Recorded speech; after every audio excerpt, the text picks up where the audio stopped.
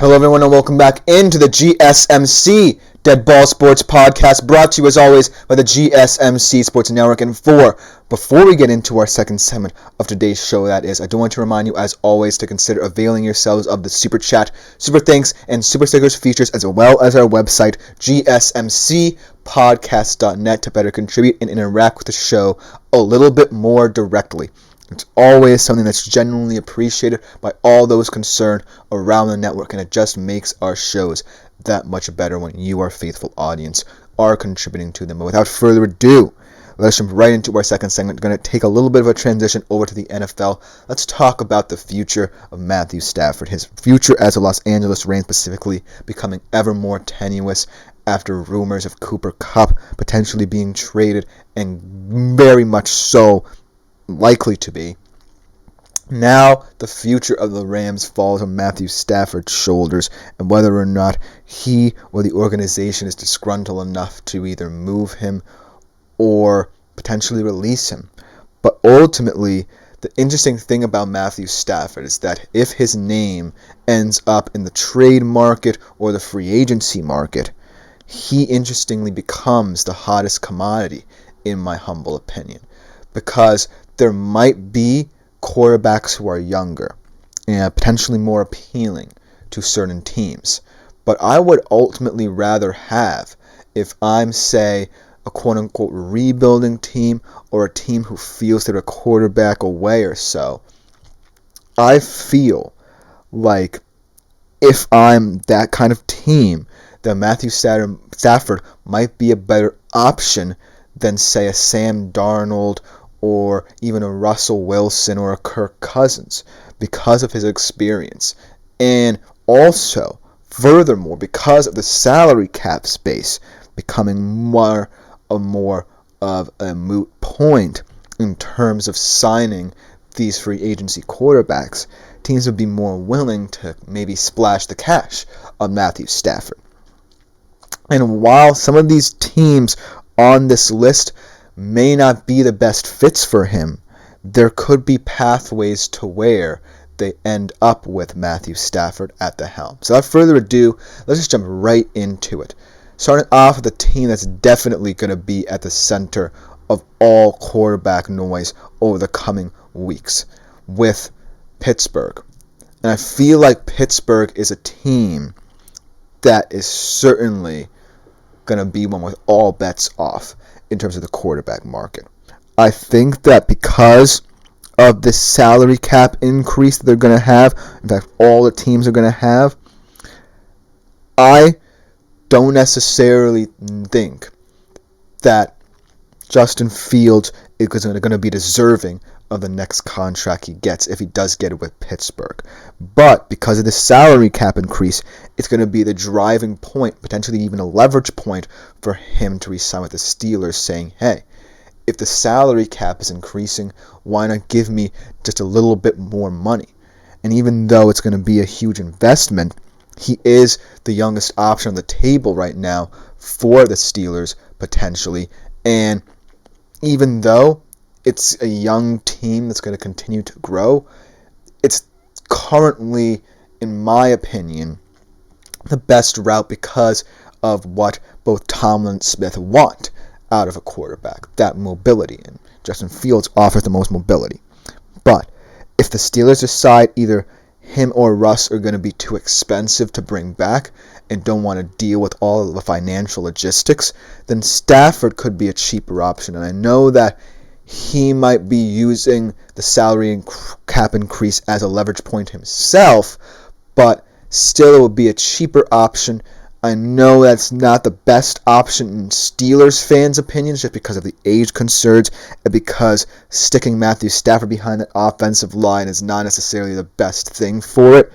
But he adds the experience and most certainly can give them more time to think about the position in the long term, even though it's not necessarily the vision that Mike Tomlin and Arthur Smith had for the position heading into the offseason. But since he's out, because he's potentially out in the market, Pittsburgh could very well be in the discussion just because of their own situation.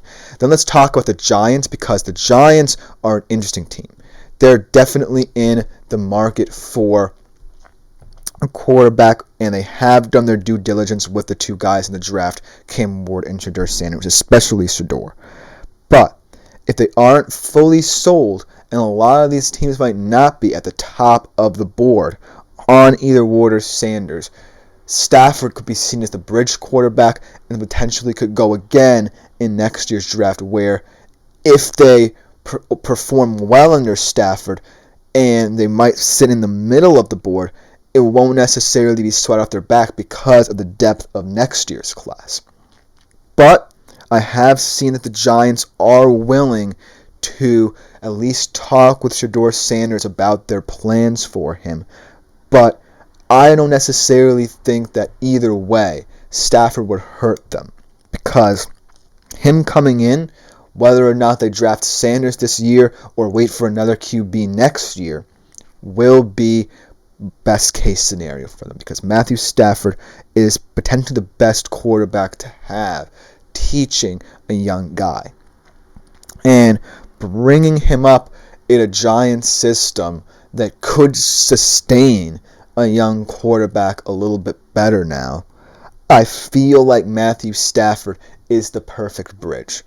And if he doesn't succeed, it's no sweat off their back, like I said, because the depth of next year's QB class could be very appealing to the Giants.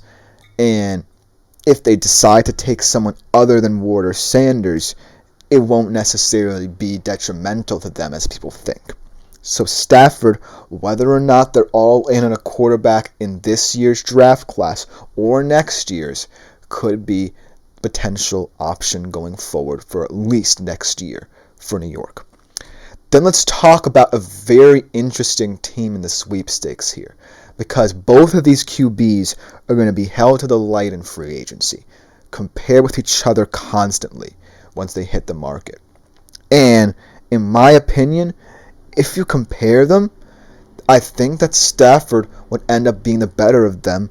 And if this particular team's trying to sign them, I think that he could potentially replicate and even exceed what this particular quarterback did last year. And I'm talking about Minnesota and him and Sam Darnold. Because if you think about it, a lot of these teams, when they're trying to compare free agency quarterbacks, potentially look at who they might want to go for, or even if they want to test the market, would say, yes, Sam Darnold had a sensational season last year, potentially rejuvenated his career in Minnesota. But Matthew Stafford has been doing this for quite some time. And if you're Minnesota, you have an appropriate timeline where you don't know what you have in J.J. McCarthy, and if you throw him into the fire, I think that's where potential to be vilified in the media for doing such things would ultimately bring you under a microscope you don't want to be. But if you bring in Stafford, it's a contingency plan. J.J. McCarthy can perfectly develop behind him, and then it sets you up for J.J. McCarthy finally being a starting quarterback in the NFL. And the Vikings, in my opinion, really think that McCarthy can be the next big thing. But it won't necessarily be pretty if he gets tossed into the fire and doesn't perform as well as Darnold did. So, if you are the Minnesota Vikings and you expect Darnold to leave, even though the salary cap increase kind of suggests that they could extend him, if you expect him to leave and test the free agency market, why not bring in Stafford as a bridge option so that you don't necessarily have to put J.J. McCarthy out there for slaughter? Because chances are this Minnesota team would still be competitive, potentially not as appealing to watch with McCarthy at the helm over Darnold. I still think that the team would win games, but I don't necessarily know how competent McCarthy would look in that offense. If you bring in Stafford, I think it would be a perfect fit for O'Connell, and it gives McCarthy that one extra year to develop and recuperate. So it wouldn't necessarily be, in my opinion, that far-fetched of a deal if the Minnesota Vikings were in the Matthew Stafford sweepstakes. And then the final team, as Splasher says, Vikings want to start JJ now. The clock is ticking on that rookie contract. And that is an excellent point. But in my humble opinion, if you do, let's say the Vikings roll him out there. If you do put him out there and he doesn't perform well, and the team, and I don't necessarily think that this will happen for them, if the team does not perform well, then everything comes to a head in terms of how Kevin O'Connell and Kwesi Adolfo-Mensah handled the situation. But I do agree that you have to take advantage of the rookie deal that McCarthy is under as much as possible. But look at other rookie contract situations. Penix is going to be, 31 years old?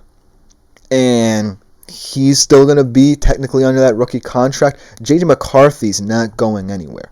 And yes, the Vikings might worry about building under him once he starts, but I don't necessarily see that same concern if I'm the Vikings. I have to consider what we have already and start seeing how J.J. McCarthy fits into it. Because right now, we don't know what we need with McCarthy at the helm over a Darnold. And so while I agree with that sentiment, you have to immediately find out what McCarthy means to this team, because it's a whole different ball game than Darnold.